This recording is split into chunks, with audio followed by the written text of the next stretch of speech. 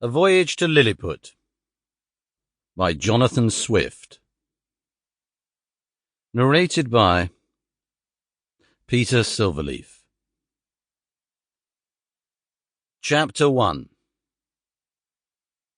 The author gives some account of himself and family, his first inducements to travel. He is shipwrecked and swims for his life, gets safe on shore in the country of Lilliput, is made a prisoner and carried up the country. My father had a small estate in Nottinghamshire. I was the third of 5 sons. He sent me to Emmanuel College in Cambridge at 14 years old, where I resided 3 years and applied myself close to my studies. But the charge of maintaining me, although I had a very scanty allowance, being too great for a narrow fortune, I was bound apprentice to Mr. James Bates, an eminent surgeon in London, with whom I continued 4 years. My father now and then sending me small sums of money, I laid them out in learning navigation and other parts of the mathematics useful to those who intend to travel, as I always believed it would be, some time or other, my fortune to do.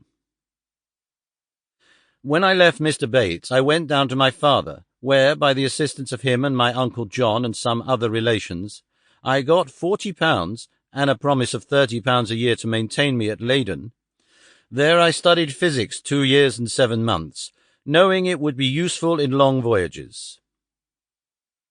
Soon after my return from Leyden, I was recommended by my good master, Mr. Bates, to be surgeon to the Swallow, Captain Abraham Pannell, commander, with whom I continued 3 years and a half, making a voyage or 2 into the Levant and some other parts. When I came back, I resolved to settle in London, to which Mr. Bates, my master, encouraged me, and by him I was recommended to several patients. I took part of a small house in the Old Jewry, and being advised to alter my condition, I married Mrs. Mary Burton, second daughter of Mr. Edmund Burton, hosier, in Newgate Street, with whom I received £400 for a portion.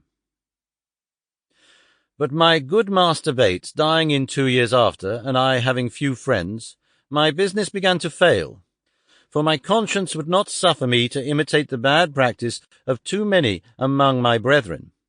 Having therefore consulted with my wife, and some of my acquaintance, I determined to go again to sea. I was surgeon successfully in 2 ships, and made several voyages for 6 years to the East and West Indies, by which I got some addition to my fortune.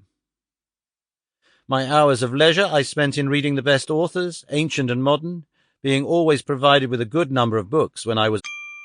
Sample complete. Ready to continue?